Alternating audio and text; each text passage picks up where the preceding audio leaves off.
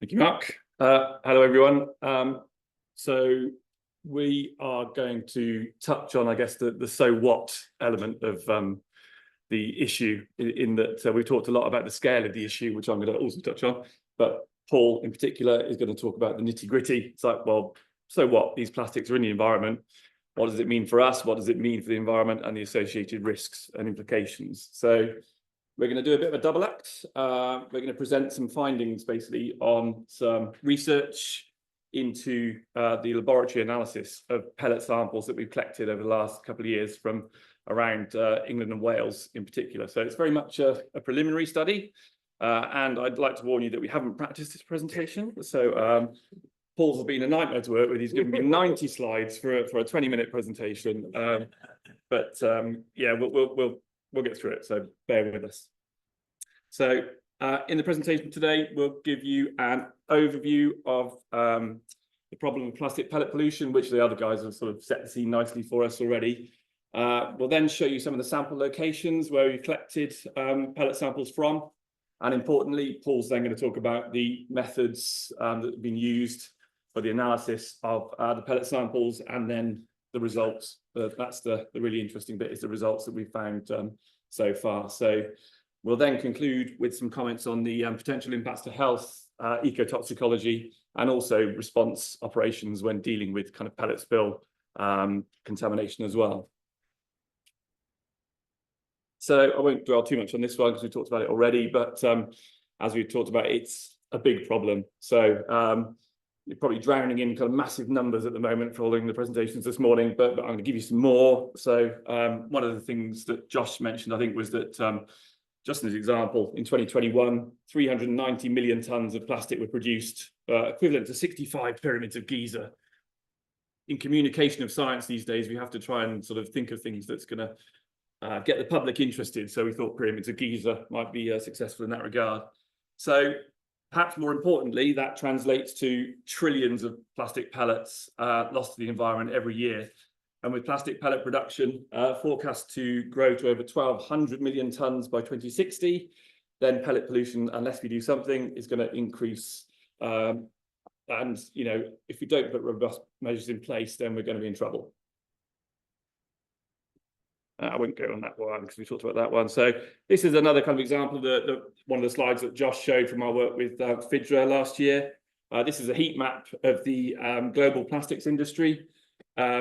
This is so plastic producers and converters across the globe. And that's kind of what the heat map shows. And then the yellow dots are the positive Nurdle hunts that have been reported from around the globe as well. So one thing I don't think Josh did mention was that we're acutely aware that there's going to be some data missing from this data set, particularly in China, and getting information on the locations of the plastic industry and any kind of reports of Nurdles from certain parts of the world was a real problem in our study as well. So we know that there's going to be some data gaps.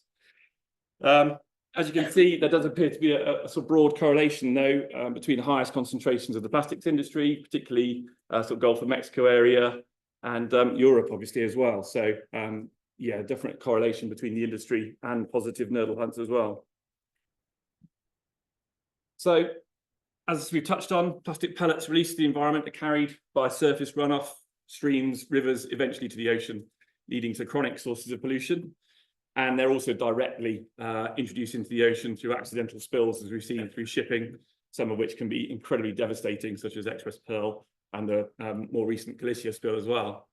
So because of their environmental persistence, pellets are distributed widely in the ocean, and they're found on beaches and on water surfaces all over the world, particularly in countries that haven't got any plastics industry, as Josh mentioned before as well.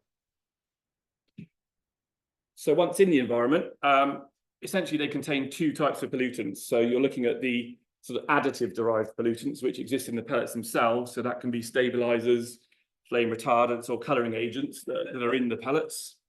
And they're added to them during their production for various reasons intended to enhance specific properties of the plastics. Secondly, the pellets also carry pollutants that are absorbed by them in the environment. So as they're largely made of organic compounds themselves, such as polyethylene, polypropylene, and PVC, they readily absorb other organic pollutants, and they can transport those pollutants widely. and the pellets and the associated pollutants can enter food chains as a result. So given their ability to absorb pollutants, they can also be a sink for certain substances, and substances that were banned many, many years ago as well. So they have got the ability to be used to assess kind of concentrations of persistent pollutants throughout our oceans.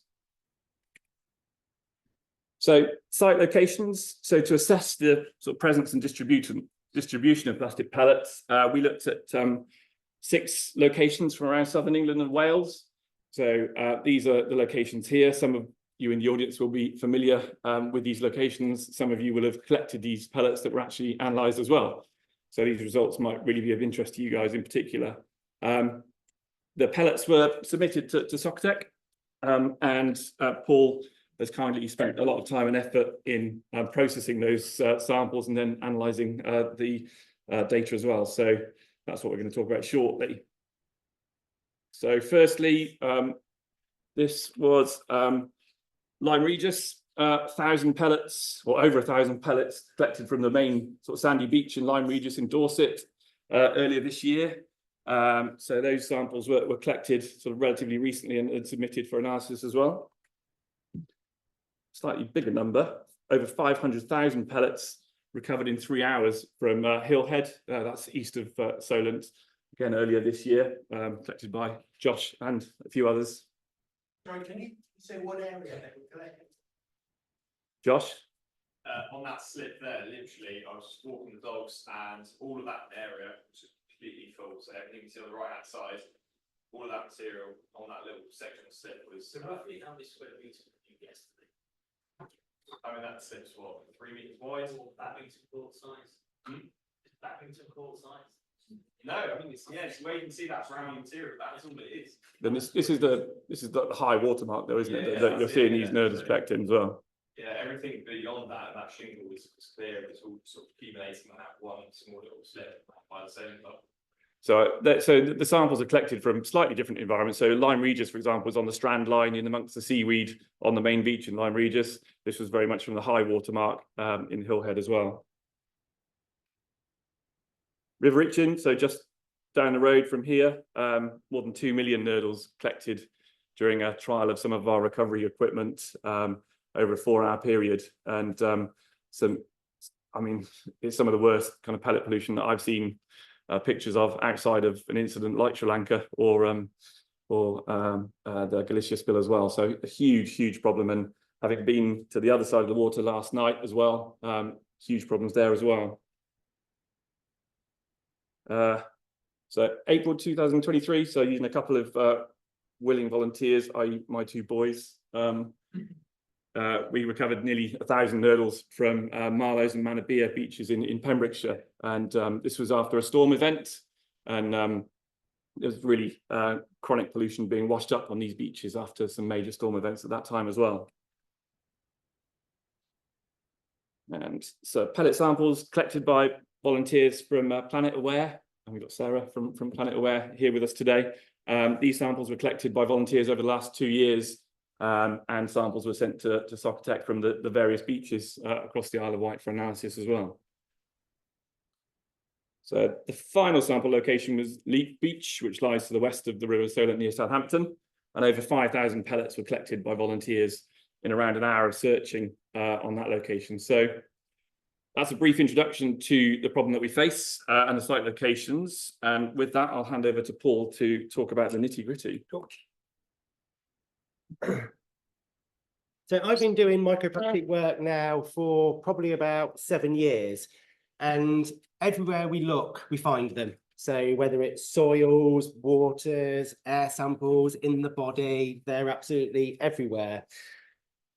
The community that I sort of work in, it's sort of more moving away from where are the microplastics, because we know that they're absolutely everywhere, to why are they potentially important? What could actually be harmful with them? And so the things that come to my mind is the size of them. So the smaller they are, the more dangerous it is. That would make sense. We all think about nanoplastics now. Before anybody asks, we cannot identify and look for nanoplastics in the environment samples. We can do very specific studies have been done where we can label them and then radioactive label them and look at them going into the cells, and we can look at them in the scan electron microscopes and things like that. But if you've got a bottle of water or you've got a bucket of sand, then you are not going to be able to analyze for nanoplastics. So my take on it is that we know that nanoplastics will be produced from microplastics because they will break down into nanoplastics. So we have the technology to monitor for microplastics. That's where the legislation, I would have said, should be sent to and focused on. But obviously the nanoplastics are probably where the major problems are actually going to occur. The shape of them. So is the shape important? So is a jagged particle going to be more toxic than a smooth sphere or a fibre? Could it be something like asbestos, where initially, you know, the bulk of the asbestos is relatively inert, but it's the shape and the size that actually causes the problems. Initial work has probably shown that the smooth spheres have less toxic effects than the fibres and the jagged shapes. But that's something to consider. The substrate. So is it that it's what the microplastics are made of? So is PVC microplastic worse than a polypropylene plastic by what it's actually physically made of, the actual polymer? Is it the colour? So are coloured microplastics more dangerous than clear plastics? How it goes into the body. So again, are microplastics and nanoplastics more dangerous when they're inhaled than if they're ingested or absorbed through the skin or whatever? And then vectors. So is it that all of those have important properties, but it's that the microplastics are acting as vectors, they're acting as sponges. They've absorbed the nasty toxic materials from the environment, or they naturally had them as additives in the plastic itself, and it's being directly drawn into the body, and that is what's causing the problems. So it's always been on my mind about them acting as vectors. I knew about Nurdles. Well, I knew about the plastic pellets because we do some work on comparing them for QA purposes.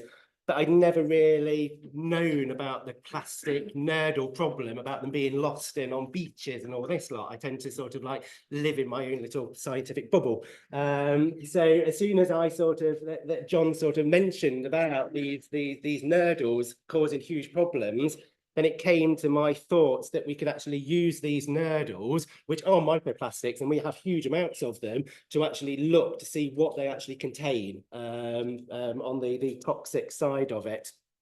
So potential microplastic effects. So really just a few there to think about. So food dilution. So these nurdles look lovely like fish eggs and things like that. So fish and animals will eat them. They will ingest the nurdles as food. They have no nutritional value, so they will starve to death because they think that they're nice and full because their bellies are full, but they're full of plastic and they're not taking nutrients in, so they will die. Tissue translocation tends to be more on the very, very small micro nanoplastic levels, especially on the nanoplastic side, crossing to the cell membranes. And then we know that under laboratory conditions and studies that it's actually starting to affect the structure of the cell. And then toxic chemical leaching. So when these microplastics and nanoplastics come into the body, they contain a toxic element that's absorbed into them, and then that takes it directly into the body. So this is what we decided to look at in this little project. So why work with Nurdles? As I said, they are microplastics, so they are less than 5 millimeters in size. So they are classified as a classic microplastics. There is loads of them. So it makes the analysis not easy, but it makes it usable. So to do the analysis, you need a decent amount of these microplastics because of the instrumentation that we've got, the sensitivities that we've got. If you try to isolate two tiny little microplastics that, you know, are 0.5 millimeter in size and expect to do toxic metal analysis on it, it makes it extremely difficult. So this is why it was really good for us to use it. And it allows us to use our current laboratory equipment. So sample preparation was nice and easy. So isolated the Nurdles. Some of the samples that came from John Webb were nicely cleaned, and I had a little bag of Nurdles. Other ones that we had just the beach material, so we had to search through it. So we isolate the Nurdles. We pass it through a sieve, we filter out anything that's greater than 5,000 microns, 5 millimeters. We rinse off any external contamination because we want to know what is actually in the Nurdles as opposed to more what's stuck on it, so what's absorbed into it. So we give it a bit of a clean. And then we dry, grind and homogenize the Nurdles. So this really is to give a nice homogenized sample, but more importantly, to increase the surface area for our extraction. So little diagram of what we did. So these are the Nurdles that we received, so full of external contamination. We sat there and either picked them out, or I found if you actually dried it and went out into the outside, if there's a bit of a wind and sort of like dropped it, then all the external material blew away and the Nurdles dropped down to below. So we cleaned it and then we milled and crushed the samples to get a nice fine powder. So the persistent organic pollutants, most of them are PAPs, but some aren't. The ones I thought about were stuff that we know is in the environment massively because of our environmental chemistry work that we do, and then also stuff that is associated with plastics as additives, plasticizers, things like that. So this was just a suite that I thought was sensible for this initial study. These results are just a very initial first look at it. It's really to prove concept, to say, you know, do we have a potential problem? Should we be looking at this in more detail? So we were looking at polyaromatic hydrocarbons, PFAS, hexabromocyclododecane, cyclododecane, which is a flame retardant, polybrominated diphenyl ethers, again, flame retardant, phthalates, plasticizers, PCBs from the environment, polychlorinated biphenyls, and a little suite of pesticides, TPHs, so total petroleum hydrocarbons, even though they're not POPs classically, and we did look for them, I thought it was important, and then a suite of metals. And we'll go through each one of those, have a look at the results that we got, and, you know, see whether we think there is a potential problems. The only one that I won't present anything on was the phthalates. So our phthalate method didn't find any phthalates in the samples, but it was quite a high LOD limit of detection method. So I don't think it was sensitive enough. So if I think we did it again, we would do a bit more work on the phthalates to actually see whether we could actually look for some trace phthalates. But at this stage, we couldn't. Organics. So we split it into two sections. So our organics and our metals for the methodology. Organics tend to be a solvent extraction. And then we would do a number of different techniques. GCMS, GC triple quad, GC FID, and LC triple quad. And then for the metals, it was a acid digestion, so that'll be a microwave acid digestion, and then ICP, OES, and MS. So one highlighted one, so I've just picked polybrominated diphenyl ethers as an example. So we took 0.1 grams of our homogenized Nurdle samples. We spiked it with carbon labeled PBDEs. So there was one label per group of bromination. We extracted it in a 80 to 20 hexane acetone extraction. We concentrated that solvent extract under nitrogen, to concentrate it up, and then we did a dispersive SPE cleanup to try to remove some of the cross contamination, well, not cross contamination, the external contamination. Then it was analysed by an Agilent 7010 GCM SMS. We do a large volume cryogenic injection to try to get that sensitivity, and we optimize the system for the thermally liable PBDE 209. The fully brominated PBDE is terrible to do by GC. So it breaks down horrendously. So you have to optimize the system to try to get that sample, that analyte through before it will start to break down. But it is quite tricky. So going through the results, so we look at PAHs first. So polycyclic aromatic hydrocarbons. So we looked at the EPA 16 suite of PAHs, which is a industry standard for the environmental world, PAHs to look at. Quite a broad range of results, but you can see the river itching really does stand out like a sore thumb. We've got microgram per kilogram results at the side, and then most of the other samples relatively low, but I say river itching was quite a problem. The control sample, so the control sample is a bag of Nurdles that have never been out in the environment, they've not been lost. Whether I use the right control sample, I question. So we do some work for a quality control for a plastics company. So we have bags of Nurdles, hundreds and hundreds of bags come in over the years. So I just picked one at random. When it reacted slightly different melting wise or sort of extracting wise, we found out it was an ABS plastic. So maybe because most of the Nurdles probably are polypropylene, then if we do any more work on it, we'll probably get a control polypropylene, but it's something that we just had in the lab. So we just used it, and it gives a good idea anyway of what's naturally present.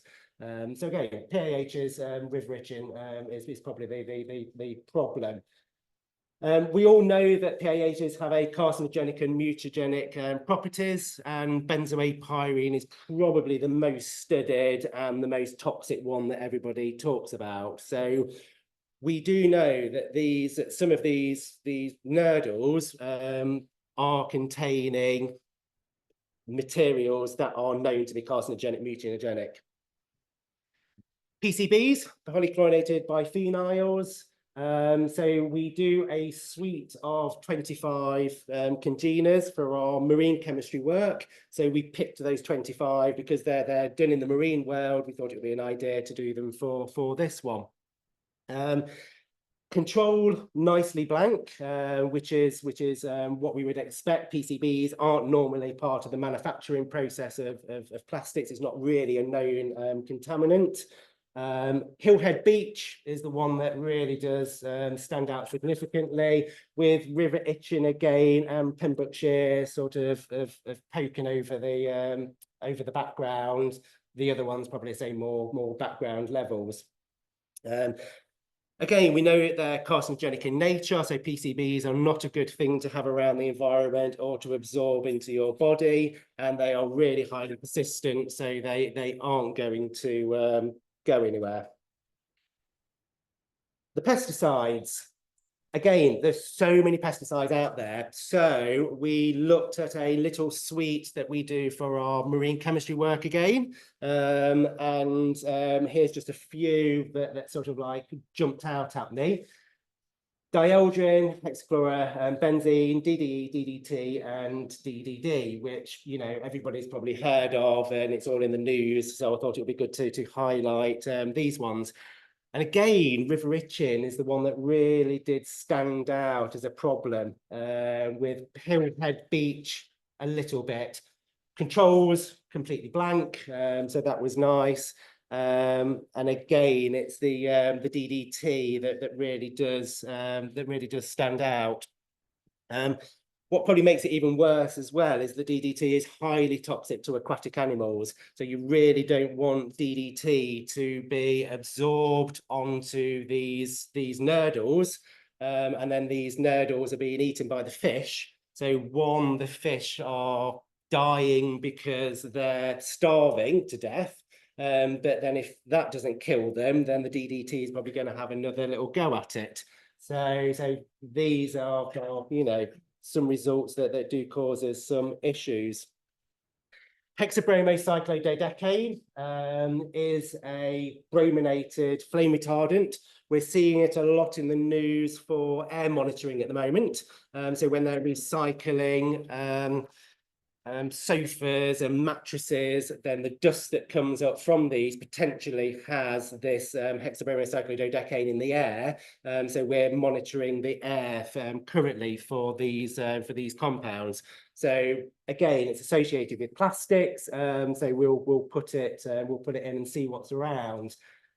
And River Itching, Isle of Wight, and Lepe are the ones that really do stand out. Again, the control was nice; it doesn't have any in it. Although if it was a control plastic that had HCBDD purposely put into it, then obviously it would be positive. And it has a toxicity to the liver and the thyroid. So again, not good to be ingesting it into the body. TPHs, total petroleum hydrocarbons. It's a basic test. So if it's solvent extract, GC FID, we will just look at things like kerosene, diesel, mineral oil, things like that. Predominantly, we've got the chromatogram at the end, that's Hillhead Beach, and that's really a mineral oil. So we look at the hopanes and stearanes, and we can confirm that just that unresolved complex material is a nice mineral oil hump.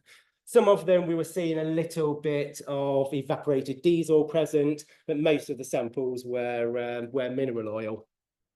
The control sample we didn't do, well, we did do, but it just had huge amounts of extractable material there. And when we put it on the GC FID, we can tell that material was nothing to do with oil. It was probably some weird plasticizer material or something like that. So we just ignored that one for now. If we do this again and we do some further work on it, we'll probably introduce a cleanup process. So we'll probably do something like activated silica or activated fluorosil to remove the non-petroleum hydrocarbon materials out. But the other positive samples, we could actually tell they were just nicely all mineral oil. So we weren't getting any significant contamination from anything else. And they all seem to have decent amounts, which is not really surprising. But Lyme Regis was the one that stood out on that one.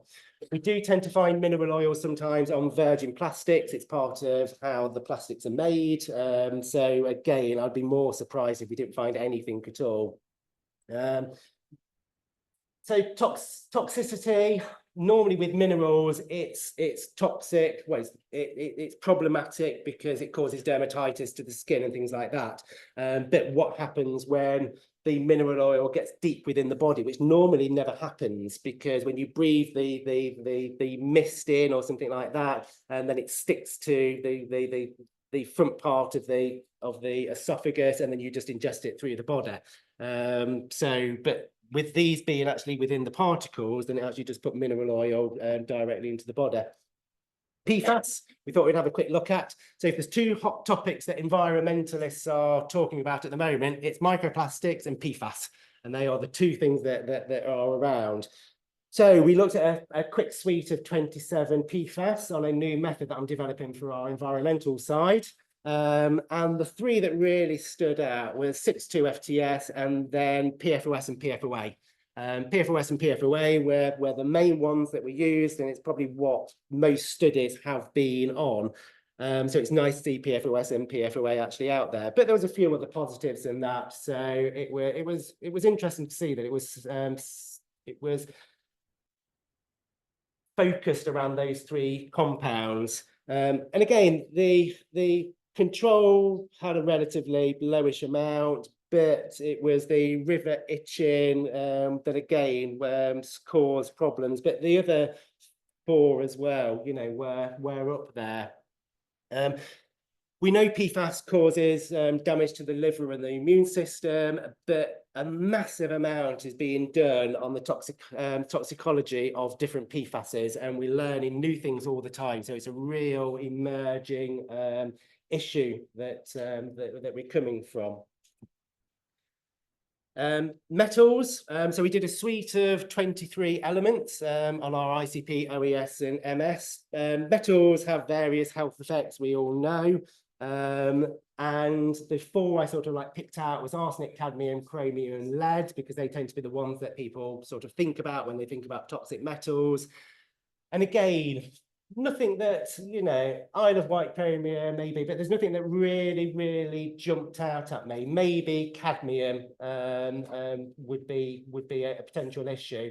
And I'm an organic chemist, so I tend to look at the metals and then sort of like gloss over them a bit. But I'm sure there's a lot more work we can do for the metals, but they are there. And then the last one on here is the PBDEs. So this is the one that I'm probably more interested in. We do a suite of 25 congeners. And we've found, as you can see, so the blue is congener number 209, the fully brominated PBDE. And then the red are the other 24 congeners that we looked at. Because number 209 is thermally unstable on the GC, then you really do have to be very careful on your analysis. And your analysis, if it's not tuned correctly, will actually lose that 209. So we have to be very careful when you're comparing the PBDE results from other laboratories or other research facilities, that if 209 is not there, then it either isn't there, or could it be that either they've not looked for it or they've just got very recoveries from it. It looks indicative of plastics. So we do know PBDEs are manufactured in plastic. So again, it's not, I don't think it's a material that's being absorbed from the environment rather than it's there as an additive. But the Isle of Wight, obviously, again, does stand out quite significantly. And then the health effects. So it's an endocrine distribution. It can cause development and carcinogenic effects. Tests on animals indicate neurobiological changes, damage to reproductive systems, and things like that. Initial studies, because I'm not a toxicologist, so I was sort of like reading about this, and the initial studies indicate that the lower brominated congeners are likely to cause more effect than the fully brominated one. The lower congeners are also more likely to enter through the lungs and the stomach and pass into the bloodstream than the DECA, the fully brominated one. The DECA has a half-life of only 15 days, and the lower brominated is like 94. So from all the data that I've read about, I would expect the DECA to be less toxic than the lower brominated ones. But if you look in our results, we've found that the DECA is a massively more prevalent one, and the other ones are minimal. But what about when they're absorbed into the body through microplastics and nanoplastics? So all the toxicology data really is to be, okay, it's got a shorter half-life, it's more difficult to get into the body, and therefore the effects are less. But what about, as I say, if it's actually absorbed into it through a vector, through the microplastics and the nanoplastics? So my very last one is the toxicology really needs to consider that these materials are being brought into the body and potentially directly into the cell while it's being carried onto these nanoplastics. So there's been so much toxicology work about, you know, how much is something toxic because it's eaten or drank or breathed in or absorbed through the skin. But the work I want to see is when you're labeled or you've got these nanoplastics that contain DDT, that contain the brominated flame retardants and that is directly injected really into the cell, one, you've got the actual particle is causing problems, but it's what's absorbed onto it. And then, of course, you've got the toxicology of the actual nurdles themselves when you're actually using them, playing around with them, recovering them. These are going to produce microplastics and nanoplastics that are airborne. And we've done some work on airborne nanoplastics at the moment. And if anybody's interested, there's a couple of research papers on the desk that we've been working with the University of Hull. So again, this is another thing that you're thinking you're breathing in these microplastics and nanoplastics, but you're also then transferring these known persistent organic pollutants directly into your lungs as they're being carried by the vectors. Time check, Mark. 5. Okay, good. I can work with that. No, that's perfect. Thank you. Thanks, Paul. That was brilliant. Just to bring it to a close then, so I wanted to highlight some of the other studies that are out there, because there is actually some brilliant data that's available, and it's publicly available as well. So as you've seen, Paul's highlighted that our analysis identified elevated concentrations of persistent organic pollutants, PCBs, PFAS, DDT, trace metals and pH. Those findings from my research are consistent with the findings of others as well. So one sort of source of this information is available through what's called the International Pellet Watch. I think it's a team of researchers based in Japan who for several years now, I think since 2005, have been collecting data on the concentrations of persistent pollutants in pellets from across the globe. So just a couple of kind of comparative numbers. So Pellet Watch reported that PBDE in pellets were detected in 49 of 65 samples from beach pellets, and they've identified concentrations of PBDE up to 46 nanograms per gram. By comparison, as you've seen, we had nearly 1,400 nanograms per gram in the sample from the Isle of Wight. PCBs, they found concentrations up to 2,230 nanograms per gram. By comparison, our maximum was 500 nanograms per gram from the Hill Head samples. So similar accumulation of persistent pollutants occurs in broken plastics, so secondary plastics there that are floating across our oceans. And along with pellets, they effectively act as surrogates for all marine plastics. So they're an indicator of the presence and concentration of persistent pollutants in our oceans and in our rivers as well. So the International Pellet Watch data in particular demonstrates the transport of persistent pollutants to remote areas, which don't have any chemicals or plastics industry associated with them. So we're sharing the problem worldwide, which is very kind. Studies using this data have also demonstrated the transfer of persistent pollutants from ingested plastics to the tissues of fish, birds and mammals that mistakenly ingest those plastics as well. So I've just sort of highlighted a few papers here. So it's been established by a number of authors that microplastics pose a risk to marine organisms in particular through ingestion, entanglement, and importantly in relation to our study, as carriers of toxic additives and environmental pollutants as well. So, for example, the authors of the paper referenced here looked at the effect that leachates from beached and virgin pellets had on the embryonic development of all of the major animal superphyla. So the results they identified was basically that the effects were kind of diverse, concentration dependent, and basically they saw impacts in all of the species sampled for new pellets and for mollusks and deuterostomes for the beach pellets. The effects that the leachates had included embryo formation, cell specification, organism development. They were the main kind of effects from the plastic leachate exposure. And that was kind of proof of principle of the potentially catastrophic effect that exposure to these pollutants can have on food webs. Other authors have looked at the effect of leachates on from beached and new pellets as well on the larval development of sea urchins, for example. So they've again found that exposure of developing embryos to the leachates from the pellets show severe, consistent developmental abnormalities in those embryos and malformation of the skeletons and effects on the neural and immune cells as well.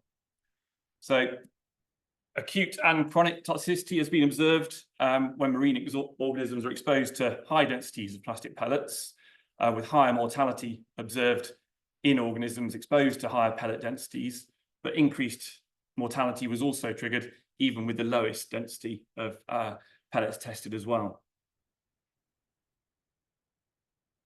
Other studies have confirmed the impact that ingested pellets have on birds and fish, with a study shown here establishing the effect that ingested pellets had on shearwaters.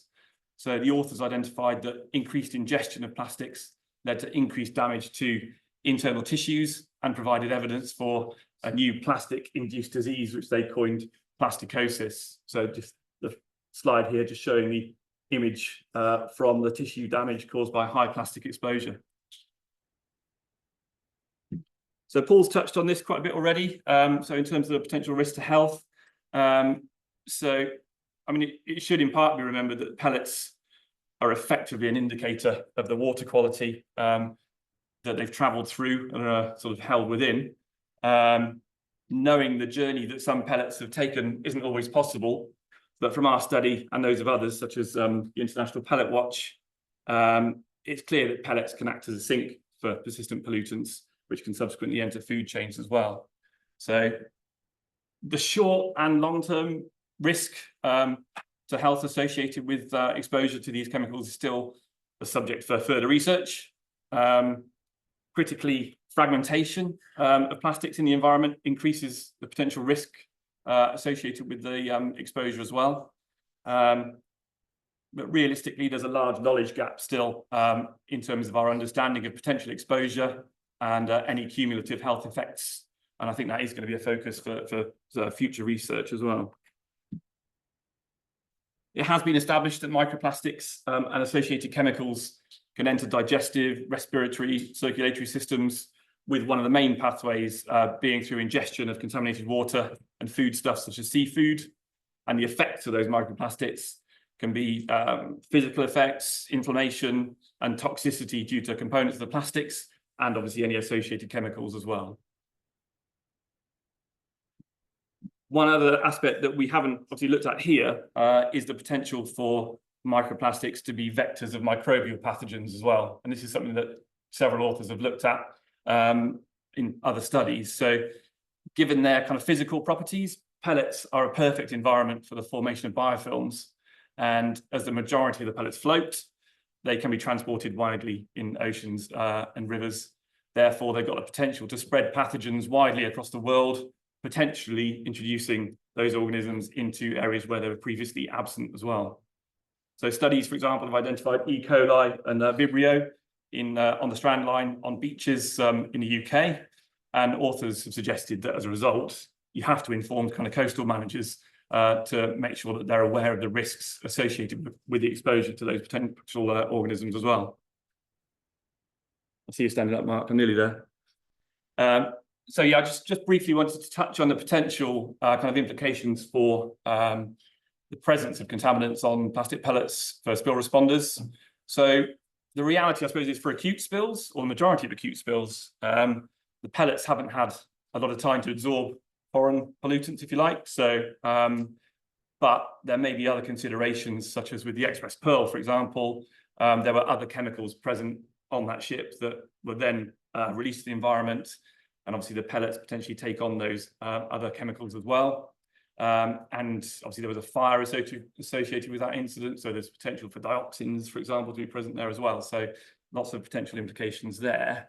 One of the other issues associated with our findings could be the potential for waste disposal. So what are the implications for disposal of any recovered plastics when dealing with these incidents? And as far as I'm aware, for example, in Sri Lanka, the pellets recovered from that incident are still in storage. And what are we now, 3 years on? So it still hasn't been established what can be done with those recovered materials. So given the issues highlighted today, responders and volunteers should certainly consider the associated risks, wear appropriate PPE. I shall be telling my boys to on nitrile gloves when they're collecting Nurdles from now on.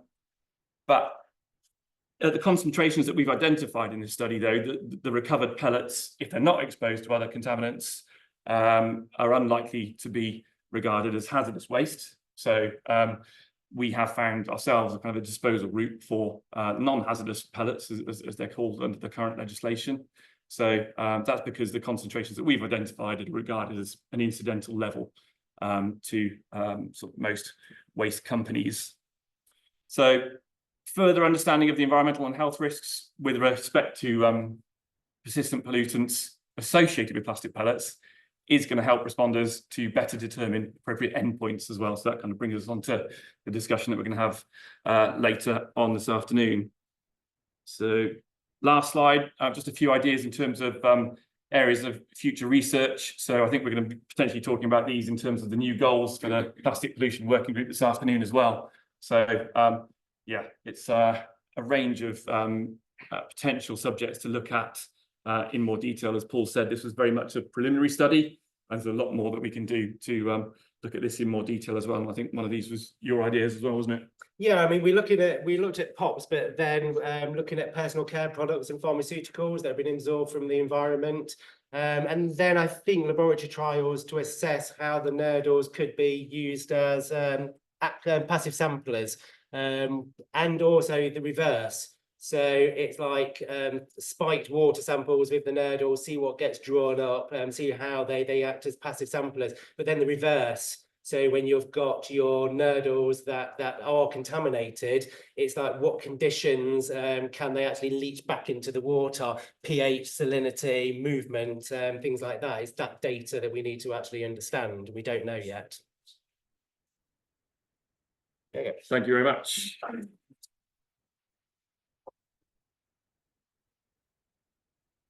There is also quite a long reference list at the end of this as well, so please do download it and have a look at the references as well. Thank you, gents. Any questions? No doubt there will be. Or have they blown you away with the technical knowledge? Richard. Right, one quick suggestion and then a question. The suggestion is that when doing any of this sort of work, it'd be very good to have analysis of comparable sized material that isn't plastic. So for looking at the absorption effects, for instance, so taking bits of clay, bits of phytoplankton, bits of macrophytes to see how they are different. If we're going to take action against plastics, we need to know how it is different. So the second point is that, and I really like this work that you're doing, I think it's really important and very nicely presented. Some of the variability between different sites seemed a bit surprising. But I wasn't sure whether I really should be surprised because there weren't any error bars on your charts. So I'm just wondering what sort of standard errors, I mean, presumably you took lots of duplicate replicates. So what sort of standard errors are we talking about at this type of? At the moment, we only took a unique single sample. So that's why we didn't have any error bars on that. It was just down to time and cost because obviously this wasn't funded work. So it was really to give an idea of is there a potential problem and should we be spending more time to actually do numerous samples to actually get some standard deviations and variations between them. But it was just a quick snapshot of what was there. And also with you saying it as well, looking at the background levels, then I do agree with where the samples are taken, then the silt and the material that's surrounding it would be nice to actually analyze and look at as well to see how they actually are related within their environment. Sorry, just one thing to add to that. I think you're right. We, in the best sort of scientific world, we should do the additional sort of triplicate analysis, but the data that we have got does make some sense. So for example, the high concentrations of pH and pesticides from the River Itchen samples, that sample location is very much different to all of the other locations. The River Itchen samples, we believe, are coming through the storm drainage from the docks and the industrial area around that particular location. So it does make sense that there's high concentrations of pesticides and other pHs in that environment as well, whereas the others are fairly sort of remote beaches, some of them as well. Yeah, and to try to compensate a little bit is one of the reasons why we did take a decent homogenized sample and a decent weight to try to get an average result. I know we can't really give an average result, but it was just to try to compensate that because we just didn't have the time or the funds to do multiple samples. Professor Burnett, John, you mentioned that if you can speak up, just so we can. John, you mentioned that you worked in Sri Lanka. There is chronic kidney disease of unknown origin. Has anyone attempted whether these microparticulate matters, because ultimately it's a filtration process, are present in the glomeruli or whatever? Has anyone done that? If not, then I have sort of suggested. If someone will fund it, we can do it. The issue is this is effectively being done as a pilot project. Yeah, Oracle Yeah. funded a Absolutely. small amount of it, Yeah. and then Socratek was Yeah, nice to allow me to do it for absolutely, free. indeed. So Because we need to learn more about the risks which these nurdles pose. And I know there is some funded research, but in a sense, that's not been done in the UK, is it? No. Yeah. But in answer to your question, we didn't actually work in Sri Lanka Yeah. ourselves. Yeah. But And we there's don't lots have of nurdles potential And opportunity we to don't look at have- the effects. yeah. And we don't have samples of the nurdles from South Africa. Well, we don't. Others might have, but if we did have, it'd be very interesting to analyse those.